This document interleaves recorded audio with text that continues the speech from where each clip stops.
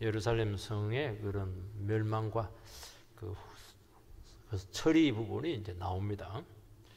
드디어라고 할 수가 없죠. 끔찍하게 예루살렘 성이 지금 유다가 망했습니다. 망해도 종류가 여러 가지가 있습니다. 좀 봐주고 이렇게 망할 수도 있잖아요. 그런데 유다와 예루살렘이 망한 것을 보면은 바벨론이 조금 더 긍휼을 베풀지 않습니다. 막 성도 막 그냥 해체하고 또 성전도 막 불태우고 막 금도 막 가져가고 이렇게 하는데 좀 남겨둘 수 있거든요. 마치 그냥 화를 잔뜩 낸 사람처럼 그렇게 막 문을 내면서 막 그렇게 처리를 합니다. 그리고 사람들도 가만히 안 놔두고 전부 다 그 대부분 포로로 잡아가고 뭐 거의 뭐 못난 사람, 쓸모없는 사람, 병든 사람 이런 사람들만 그냥 이런 사람들은 별 의미가 없거든요. 이 사람들은 반역을 일으킬 것도 없고 뭐 나라를 다시 만들 세력도 아니기 때문에 그걸 또 남겨놔야 돼요. 왜냐하면 그걸 농사를 짓게 해야 거기서 또 착취를 할 수가 있으니까 그렇게 합니다. 철저히 그냥 완전히 그냥 사실은 없애려고 했는데 뭐 없애지는 않고 지구상에서 없애려고 했는데 카르타고처럼 없애려고 했는데 그렇지는 않고 이렇게 해체를 하게 된 것입니다. 이런 해체를 당하면 다시 재기가 안 되는데 참 예루살렘은 그래서 재기는 됐지만은 완전 재기는 한 번도 된 적이 없어요. 뭐 다윗 때의 영광, 솔로몬 때의 영광 절대로 그런 때는 안 왔습니다. 그냥 명명 유지하다가 예수님에 의해서 새로운 영적인 예루살렘이 회복이 되는 것인데 그게 이제 교회를 통해서 복음의 확장을 통해서 이루어졌지 역사적으로는 예루살렘이 과거의 영광을 한 번도 회복한 적이 없어요. 왜냐하면 여기서 완전히 사실은 없어진 건데 그냥 명맥은 유지를 해놨다는 것을 알 수가 있습니다. 그러니까 이 예루살렘의 멸망은 바벨론의 응징도 있겠지만은 훨씬 그 전에 하나님의 심판이었다는 것입니다. 그러니까 너무 반항적이고 교만한 유다에게 하나님께서는 성과 성전은 의미가 없다는 거예요. 그것을 이야기하는 것입니다. 참 이것을 보면 하나님의 말씀은 엄중할 뿐만 아니고 우리가 예수를 믿기 때문에 교회 안에 있기 때문에 우리는 안전지대다. 그게 아니에요. 훨씬 더 엄중한 잣대로 우리를 이렇게 재고 있다는 것을 알아야 되는 것입니다. 그래서 더 매가 아프다 하는 것을 보고 있는 거예요. 첫 번째는 이 성과 성전 파괴가 주는 의미입니다. 8절 9절 바벨론 왕 느부갓네살의 19째 해 5월 7일에 바벨론 왕의 신복 시위대장 느부사라단이 예루살렘에 이르러 여호와의 성전과 왕궁을 불사르고 예루살렘의 모든 집을 귀인의 집까지 불살랐다. 유다는 이제 망했습니다. 사실 그 전에 망한 거예요. 3차에 걸쳐서 바벨론이 수탈을 합니다. 아마 한 번 망하면 됐지 3차에 걸쳐서 이렇게 했으니까 망하는 것도 쉽지가 않았어요. 망하는 것도 이미 망한 거예요. 그런데 느부갓네살 왕은 시위대장 느부사라단을 보내가지고 해체 작업을 합니다. 해체 작업을 망한 거하고 해체하는 건 좀 달라요. 왕궁과 성전을 불사르고 집을 전부 다 없앱니다. 이제 귀인들의 집인데 이건 고급주택이거든요. 고급주택은 되게 남겨놓습니다. 별장 쓰려고. 다 태웁니다.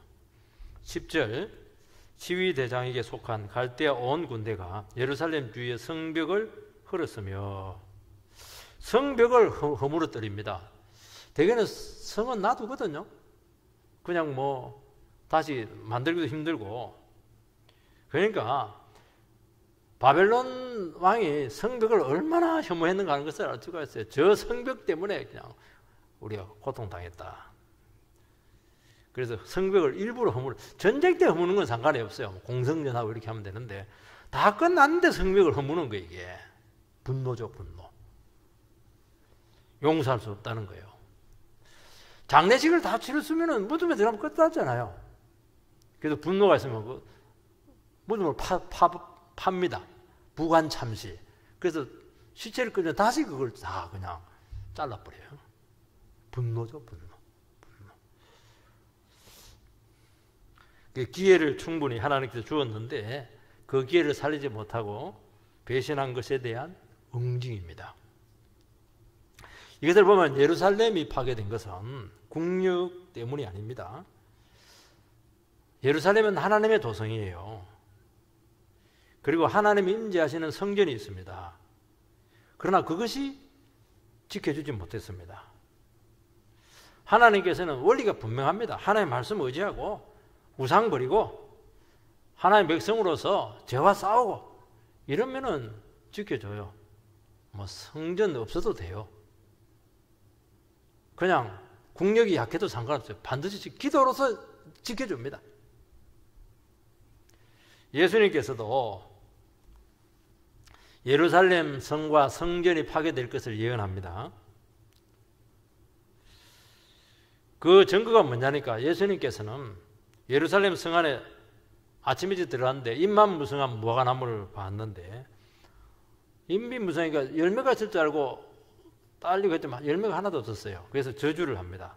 그 다음날 보니까 잎만무성한 무화과나무가 뿌리채 말랐습니다. 아니 뭐 나무가 무슨 죄가 있어요. 여러분 사람은 건드릴 수가 없고 그거 상징이죠, 상징. 무화과나무가 이스라엘을 상징하는 거예요.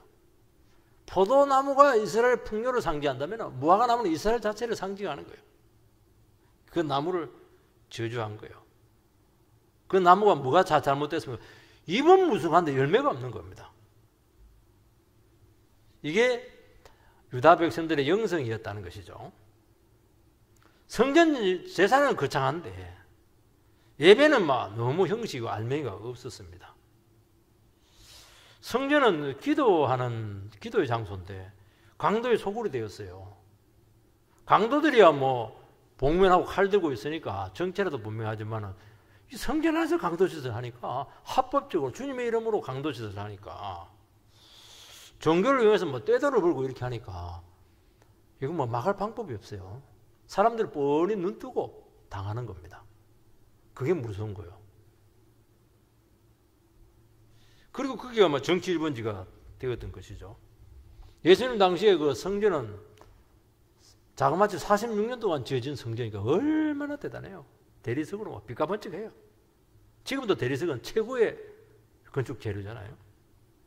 그런데 예수님께서는 완파될 것이라고 예언을 하고 예루살렘 성은 역사 이래로 그전에도 없었고 그 후에도 없었고 예루살렘 성이 이렇게 끔찍하게 파괴된 기록이 없어요. 여러분 성과 성전은 하나님의 임재의 상징입니다. 예루살렘은 의의 도성이고 늘 진리가 넘치는 그런 진리의 도성이었습니다. 그런데 그 도성이 죄와 탐욕의 도성이 되었을 때 하나님께서는 망하게 하는 것이 아니고 해체를 시킵니다. 왜 해체를 시켰냐? 망하게 하면 안 돼요. 망하게 하면 또 이게 이렇게 또 다시 지어가지고 또 그거 똑같이 해나가거든요. 그래서 없애버리는 거예요. 해체를 시키고 소금을 뿌려버렸어요. 해체시킬 때 그냥 탕탕 땅으로 골라가지고 소금을 팍 뿌려버렸잖아요. 그 해체를 시킨 거예요. 그건 뭐냐? 하나님의 혐오를 나타낼 뿐만 아니고 성과 성전이 안전을 보장해 주지 않는다는 것을 상기시켜 주기 위해서라는 것입니다. 예수님의 제자들이 보니까 무화과 나무가 뿌리째 마른 것을 보고 깜짝 놀랐습니다. 그때 예수님께서는 제자들에게도 따끔하게 충고합니다. 너희들은 예루살렘 성과 다를 게 뭐 있냐? 너희들이 하나님 믿는다고 그렇게 하는데 그리 믿으셔야 되겠는가? 하나님을 믿어라. 그렇게 권면을 합니다. 제자들 입장에서도 살아있는 신앙이 아니었어요. 제자들도 예수님 따라오지만은 마음이 딴 마음이라 한 자리 하려고 그래요. 세상 영광으로 지금 꽉 차 있어요. 하나님을 믿으라는 거예요. 하나님 믿는 거냐? 네 우상 믿는 거 아니냐는 게 지금. 네 속에 우상이 있잖아요. 그거 지금 이야기하는 것입니다. 어려울 때만 뭐 예수님 찾고 뭐 도와달라고 그러고 말이죠. 좋을 때는 막 예수님 액세서리로 생각하고 말이죠. 보디가드 정도로 그걸 여긴다면은 지금 해체되고 있는 유다와 다를 게 없다는 거예요. 목숨 걸고 신앙생활 해야지. 정말 그 자신만한 믿음 있냐는 거예요. 한국교회가 하나님 말씀을 소홀히 여기고 순종하지 않고 자이든 타이든 화려한 건물, 이 거창한 예배에 집착하지 않았다고 말할 수가 없습니다. 그 증거가 뭐냐? 다 믿는다고 하는데도 불구하고 하나도 욕심을 버리지 않아요. 전혀 손해보지 않아요. 조금도 세상 우상을 버리지 못했다는 겁니다. 그러면서 예배와 삶의 분리 현상이 나타나게 되었고 신앙의 이중성 문제가 지금 대두되고 있습니다. 그의 안과 밖과 다를 게 뭐냐는 거예요. 똑같아야 되는데. 그 결과 능력이 나타나지 않습니다. 신앙인이 아니에요. 신앙인의 그런 타이틀 문제가 아니고 진짜 능력이 나타나냐는 거예요. 역사가 나타나냐는 것을 이야기하는 것입니다. 얼마 전에 보니까 기독교인들 중에서 4분의 1이 점을 본다고 해요. 4분의 1까지는 23%, 4% 정도 이렇게 되니까 뭐 4분의 1이죠. 언제 점을 보느냐? 그냥 수시로 본다는 겁니다. 그리고 큰 일을 앞두고 또 본다는 거예요. 물론 대부분은 막 어쩌다 한 번 이렇게 많이 보는데 거기가 막 주류더라고. 제가 보니까. 어쩌다 한 번 보는 것도 보는 거예요. 뭐 요행수를 바라는 것 아니겠어요? 되게 점을 보고 이런 분들을 보면 뭐 나이 많이 드신 분이 많이 볼 것으로 생각을 하는데 아니었어요. 20대가 비율이 더 높았어요. 훨씬 높았어요. 20대가 더 힘든가 봐요. 이게. 점을 본다고 하는 것은 자기 인생을 운명에 맡기는 것인데 운명이 점 바가지고 잘못되면 뭐 하는 거면 점을 통해서 운명을 바꾸려고 하는 것이거든요. 그래서 운명의 주권자가 하나님이라는 것을 인정하지 않는 거예요. 그게 본 모습 아닌가요? 그리고 무속과 점을 의지하는 것은 정말 내 속에 있는 우상이 있는데 그 소원 성취하고 싶은 그런 마음이 있고 또 살아가다 보니까 너무 불안하니까 부적이라도 집어넣어가지고 굿이라도 해서 불안을 좀 해소하고 싶겠다. 그것이 속에 들어있다는 것이죠. 그러니까 하나님을 섬기지만은 하나님이 주인이 아니고 내라고 하는 우상을 철저히 섬기고 있다는 증거예요. 드러난 것만 해도 4분의 1이니까. 그게 뭐냐니까 그의 무력화로 나타나게 된 것이고 세속화로 나타나게 되었다는 것을 이야기하는 것인데 그게 더 가면 이제 그리 되는 거예요 지금. 그러니까 하나님의 말씀을 제대로 가르치지 않았던지 말씀을 가르쳐도 말씀보다는 사주나 운세에 기대하고 있었다는 것을 이야기하고 있는 것입니다. 그러니까 능력이 사라지게 된 것이고 이 전체를 그대로 밟을 수가 있다고 말씀하고 있고 주님께서는 무화과나무처럼 뿌리채 뽑아버릴 수 있는 거예요. 윗둥을 잘라버리면 다시 싹이 나면 되거든요. 뿌리채 그냥 뽑아버려가지고 그걸 말려버렸으면 그건 대책이 없어요. 뿌리채 뽑아버리는 게 뭡니까? 공산주의 세력이 들어와서 교회를 뿌리채 뽑아버리면 끝나잖아요. 역사적으로 그게 많이 됐잖아요, 지금. 두 번째는 이 성벽을 흘러냅니다. 예루살렘 성은 정말 지역적으로 난공불락의 성이고 정상적으로 절대로 정복할 수가 없다고 그래요. 그래서 바벨론이 그 강대국인 바벨론이 토성을 쌓아서 1년 7개월 동안 포위한 후에 겨우 정복을 합니다. 성벽은 이제 보호의 상징이잖아요. 그러니까 예루살렘 성 안에 있으면은 안전한 거예요. 예수님께서는 예루살렘 성 안에 서지 못할 것에 서서 도망가라 이랬는데 유대인들은 로마군이 딱 포위하니까 성 안으로 다 들어가 버려서 그 몰살 다 당했잖아요. 왜냐하니까 그들은 예루살렘 성의 안정성을 믿었다는 거예요. 여러분, 성은 누가 만들었냐니까 최초의 범죄자였던 가인이 만들었습니다. 가인이 하나님을 몰아내고 스스로 안전을 구하려고 한 결과물이 성이에요. 그게 성경 창세기 4장에 나오거든요. 성만 쌓아놓으니까 안 되겠어요. 그 이름이 자기 아들이 에녹인데 에녹성 이렇게 짓거든요. 아들을 놓고 더 아들 때문에 더 불안했던가 봐요. 그래서 거기서 예술이 나오고 기술이 나오고 문명이 발달했고 의학이 발달하는 거예요. 이거는 전부 다 인간이 만든 거예요. 그러면서 인간을 막 위대성을 자랑합니다. 그런데 그 결과가 뭐냐니까. 창세기를 여러분 언제 설교할 기회가 있을 텐데요. 그 결과물이 뭐냐니까. 거기서 엄청난 죄가 확산이 된 거예요. 거기서 막 살인을 찬양해요. 가인은 뭐 죄가 7배인데 나는 77배다. 완전히 살인을 막 자기는 77배로 더 악하다는 거죠. 그리고 죄책감이 없어져요. 사람 보면 막 다 죽이는 거예요. 성을 쌓아놓고 거기에 있으면 안전할 것 같죠. 행복할 것 같죠. 거기가 가장 불행한 곳이 되었고 가장 위험한 곳이 되었다. 외부에 안 들어 자기들끼리 다 죽이는데요. 뭐. 여러분, 예루살렘 성은 하나님께서 다스리시는 거룩한 도성입니다. 그러니까 하나님께서 주인이 되시는 그런 도성이에요. 진리가 역사하고 은혜가 넘치는 그 공동체입니다.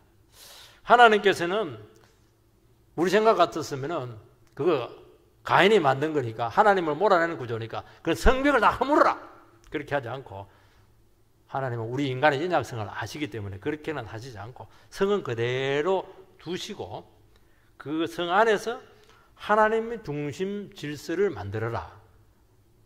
그렇게 해서 예루살렘 성이 세워진 것입니다. 그렇다면 그 예루살렘 성은 하나님이 계셔서 완전한 거예요. 성벽이 높아서 안전한 게 아니라는 거예요. 하나님이 성벽이 되신다는 것입니다. 그런데 오늘 말씀을 보면 그 성벽을 완전히 해체합니다. 아니 지금 나라를 다 빼앗았는데 성벽 그대로 놔두면 어때요? 그런데 그걸 다 허무는 거예요. 이게 상징적인 행위잖아요. 이게 이제 하나님의 보호막이 없어졌습니다. 그 이유는 뭐냐? 하나님의 자녀들이 하나님을 마음에서부터 몰아낸 결과다는 것입니다. 그 예루살렘 성을 자기가 지로 지키려고 했다는 거예요. 여러분, 하나님과 소통을 할 때 안전한 성벽이라는 거예요. 하나님과 연결될 때 거기가 하나님의 도성이 되는 것입니다. 그러나 하나님을 멀리하는 순간 도리어 그 도성은 저주받아서 돌무더기에 불과하다 하는 것을 철저하게 역사적인 교훈으로 주님께서는 해체 작업을 통해서 보여주고 있다는 것입니다. 요즘 뭐 바둑에 보면은 뭐 알파고 뭐 또 중국에서 만들 뭐 절에 나 절에 하기를 뭔가 봤더니 그게 알파고 비슷한 인공지능 바둑이더라고요. 한 프로 기사가 성적이 막 갑자기 좋아졌어요. 이 사람이 이렇게 짧은 시간에 왜 이렇게 실력이 좋아졌나? 실력이 원래 좋아진 게 아니었습니다. 실력은 똑같아요. 그런데 인공지능이 등장하면서 자기가 그렇게 막 너무 뛰어나고 막 도저히 극복이 안 되는 그 최고의 인류 기사들이 막 인공지능 앞에서 막 뭐 10대 빵, 막 15대 빵 이렇게 지는 걸 보면서 아, 저것들도 인간이구나. 옛날에 이창호 그 바둑 선수가 너무 잘 때는 거의 뭐 신급으로 봤어요. 그래서 다른 기사들은 거기서 막 그 신 앞에서 그냥 절절절 매가지고 스스로 그냥 악수를 떠가지고 스스로 져버렸어요. 근데 훨씬 센 게 나오니까 그들의 치명적인 약점이 다 드러나게 된 거예요. 그래서 그 사람에 대한 두려움이 없어지니까 실력이 올라갔다는 거예요.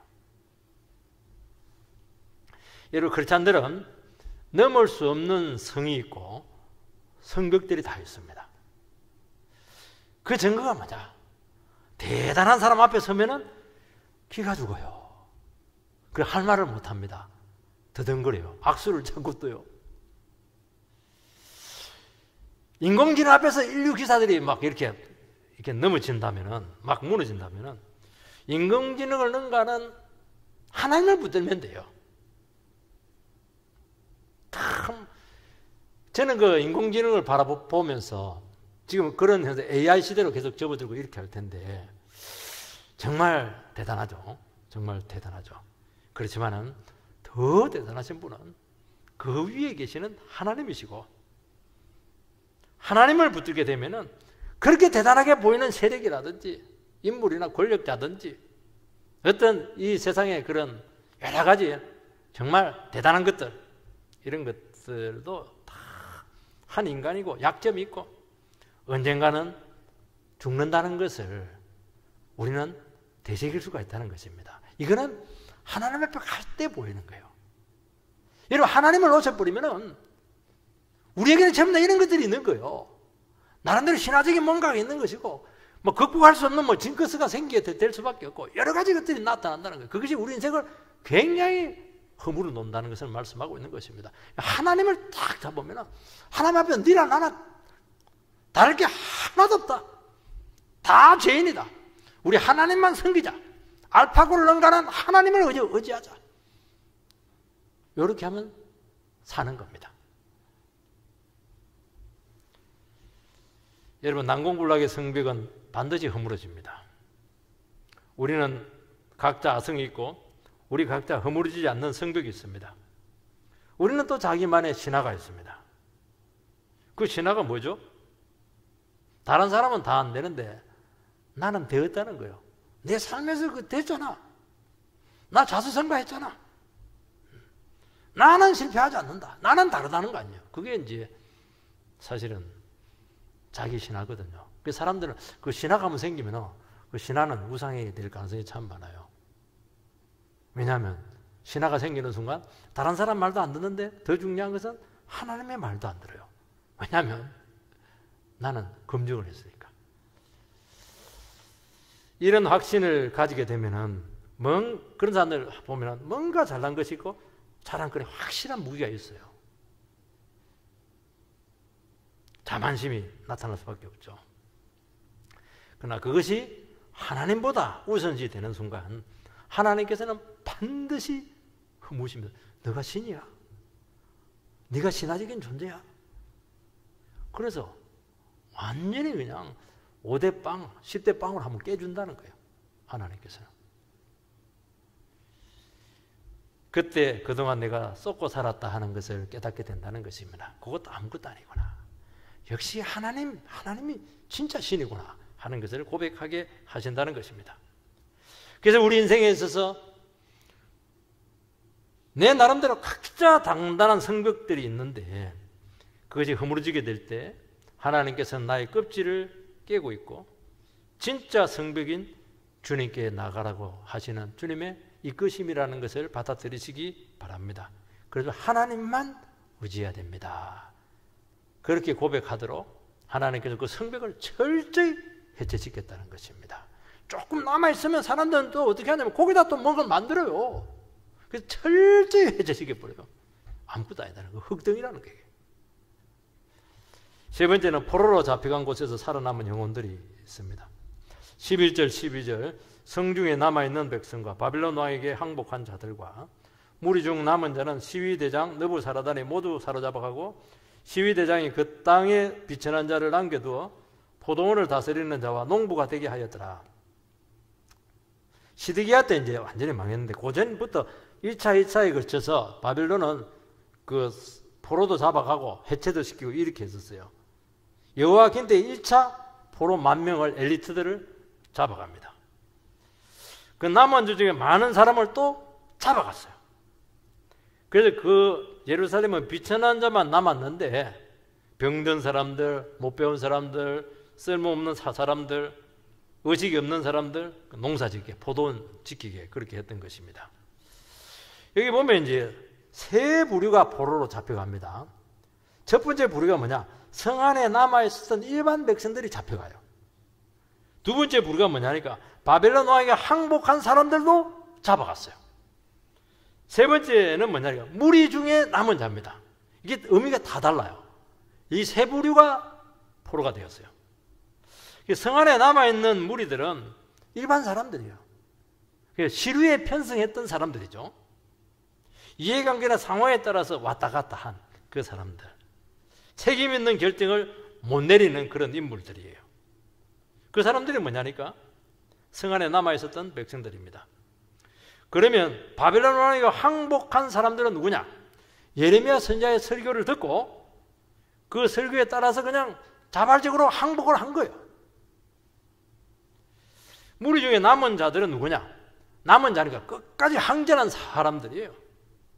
민족주의자들이죠. 일반 사람, 항복한 사람, 항전한 사람. 딱 세 부류로 지금 나눠지겠는데 그 세 부류가 다 잡혀갔어요.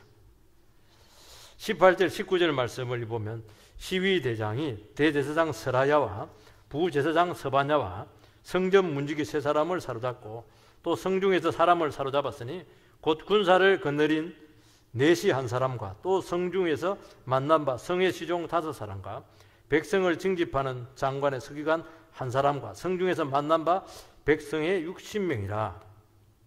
요 대제사장, 부제사장, 성전 문지기들은 기득권자들이죠. 여기 내시 중에 군사를 거느리고 있는 경호원들, 백성을 징집하는 서기관들, 이런 사람들도 어느 정도 권력을 가지고 있는 그런 사람들입니다. 20절, 21절 시위대장 너부사라단이 그들을 사로잡아 가지고 림나 바벨론 왕에게 나아가매 바벨론 왕이 하맛 땅 림나에서 다 쳐 죽였더라. 이와 같이 유다가 사로잡혀 본토에서 떠났더라. 여기 보면은 쳐 죽임 받은 세력들이 있어요. 이 사람들은 무리 중에 남은 자들이니까 항전을 끝까지 바벨론에게 항전했던 그런 세력들입니다. 사실 이 사람들은 포로가 아니라는 거예요. 바로 압송이 되어서 거기서 바로 쳐 죽임을 당합니다. 반역의 무리라는 것이죠. 이 사람들은 특징이 뭐냐? 성전이 무너져도 끝까지 항전합니다. 예레미야가 항전하지 마라, 항복하라 해도 예레미야를 때리면서 싸웠어요. 바빌론 왕이 봤을 때는 재질이 너무 나쁘다. 그래서 거기서 안 죽이고 데려가서 처형합니다. 보는 앞에서. 우리 식으로 말하면 본때를 보여준 거예요. 왜냐하면 이런 사람들은 언제 어디서나 기회만 되면 반역할 사람들입니다. 그들 포로지에 가만히 두면 어떻게 해요? 포로지에도 막 독립운동해요. 완전히 골수분자들이죠. 하나님 말씀은 듣지 않고 자기 의지나 신념으로 어떤 이데올로기로 이 무장이 될 때 정말 위험 인물이 될 수 있다는 거예요. 이 사람들이 민족주의자들이니까 이데올로기주의자들이거든요. 이게 이런 사람들이 정말 위험한 사람들이에요. 말씀도 상관이 없어요. 그냥 자기 신념대로 막 밀어붙이는데 여러분 진리로 통제되지 않는 신념들 정말 위험한 겁니다. 여러분 이데올로기라는 게 뭐냐니까. 이데올로기라고 하는 것은 이데올로기는 어떤 현상을 바라보는 어떤 사상체계예요. 문제는 뭐냐니까 그 사상체계 전체를 담아낼 수가 없다는 거예요. 부분이잖아요, 부분. 근데 문제는 이데올로기에 딱 사로잡히는 순간 그 부분이 전체가 돼서 우상이 돼 있대요. 그래서 그 관점을 가지고 전 세계를 해석을 하는데 어떻게 해석이 될 수가 있어요? 그게 우상인 거예요. 그러니까 하나님께서 우상을 깨뜨리는 거예요. 그래서 이데올로기, 아이돌, 근원이 똑같다는 거예요. 이데올로기는 우상이 될 가능성이 굉장히 많아요. 부분을 전체화시켜서 사람들을 통제하는 것이 이데올로기예요. 아주 공산주의 이런 것들 전부 다 이데올로기예요.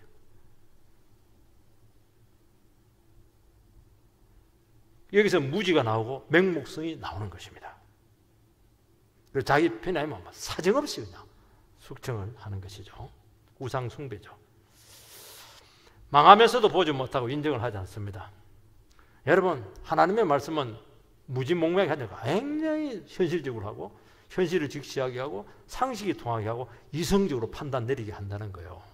이게 인간성을 절대로 무시하잖아요. 바른 것을 바르다고 하고 안 되는 것은 안 된다고 하고 나쁜 것은 나쁜다 하고 이렇게 말해야죠. 왜 왜곡된 시각을 가지고 그걸 강요를 해요. 그걸 이것이 안 되면 반드시 현실 왜곡 현상이 나타나게 되고 그때부터 사회는 비틀리기 시작해요. 급격하게 무너지게 되는 것입니다. 그래서 자기 자신과 공동체를 대단히 위험한 곳을 이끌어가는 거예요. 문제는 망하면서도, 망했으면서도 모른다는 거예요. 왜냐하면 우상이니까, 맞다고 생각하니까. 그렇게 위험한 거예요. 그래서 우리는 기도해야 됩니다. 이런 사람들이 나라나 공동체를 좌지우지 못하도록 철저히 기도해서 등장하지 못하도록 그렇게 해야 된다는 것입니다. 성 안에 세부를 갇혔으니까 얼마나 시끄러웠겠어요.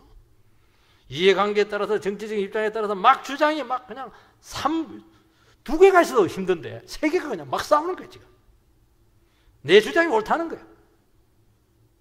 그게 막 목숨을 걸어요. 자존심을 막 겁니다. 상황이 어려지면 이게 점점 심화되고 격렬해지는 것입니다. 그럼 누가 이기느냐? 목소리 큰 사람이 이기는 거예요. 그래서 외부의 적보다도 내부의 갈등이 훨씬 상황을 어렵게 하는 것입니다. 외부의 적은 현상일 수가 있어요. 근데 내부가 하나가 탁 돼버리면 안 망합니다. 근데 내부에서 분열되면 같이 망해버려요. 망하면서도 싸워요. 망해도 싸웁니다. 포로지에 가서도 싸워요. 참 신기하죠. 우리나라가 너무 시끄러워요. 지도자들 중심으로 막 세력화되어 있고 막 주장을 합니다. 정치적인 입장이 다르고 파벌도 있고 막 그룹별로 막 나눠져 막 싸우고 있습니다. 그게 우리나라가 위험하다는 거예요. 막 너무 많이 이게 분열돼서 옛날에는 중간지대가 있었는데 이제 중간지대가 없어지게 되었어요. 중간지대가 많아야 되거든요. 여러분 자녀들이 막 서로 자기 주장에 막 싸울 때 부모 입장에 보면은 고자식이나 자기들은 뭐 목숨 걸고 싸우는데 똑같은 거예요. 그게 똑같은 거예요. 그게 나라가 지금 망하고 있는데 자기 입장과 주장이 뭐가 중요해요? 똑같은 거예요. 그게 똑같은 거예요. 그게 이미 망했으면은 중요한 것이 따로 있는 것이죠. 여러분 망했지만은 재기할 수 있는 사람이 있고 미래가 있는 사람이 있습니다. 하나님께서 강경받으면 즉시 처형을 해요. 성 안에서 시류에 편성한 백성들은 진실과 정의에 상관없이 이익을 따릅니다. 이 사람들은 중요한 사람들이 아니라는 거예요. 설교 듣고 진리에 순종한 부류만 미래가 있다고 말씀하고 있습니다. 그 외의 것은 이 사람 다르고 저 주장 다 다르고 이렇게 하는데 다 똑같아요. 다 똑같다는 강경파도 뭐 시류에 따라 똑같다는 게 중요한 것은 내가 지금 하나님과 소통하고 있느냐 하는 문제죠. 무엇을 하고 있고 무슨 주장을 한다 그 이전에 내가 주님의 말씀에 붙들려 있는가 하는 것을 질문하고 있는 것입니다. 여러분 예레미야를 중심으로 한 친바벨론파들은 제일 인기가 없었어요. 성가면 무조건 꼴찌, 아예 나오질 않아요. 표가 안 나와요. 왜냐하면 오직 하나님만 바라보았고 바벨론 편에 섰다고 본 것이기 때문에 그렇게 하는 것입니다. 그런데 사실 바벨론 편에 선 것이 아니고 이들은 하나님 편에 선 거예요. 이것이 진실이라는 거예요. 여러분들 진실이 중요하잖아요. 하나님 말씀은 세상에 미련하게 보일지 모르겠지만 그것이 능력이라고 말씀했잖아요. 하나님 말씀은 헛바람을 넣지 않아요. 있는 그대로 인정하는 거예요. 우리 나라 망했다. 우리 미래 소망 없다. 우리 끝났다. 그러면 우리 그거 인정하고 우리를 죽이자. 고개 숙이자. 그게 현실 아닌가요?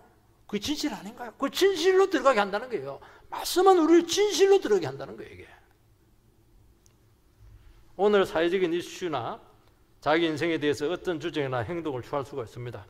그러나 그것이 말씀에서 나온 것인가 질문하라는 것입니다. 하나님의 말씀은 미련하게 보이도 능력이고 역사가 일어날 줄 믿습니다.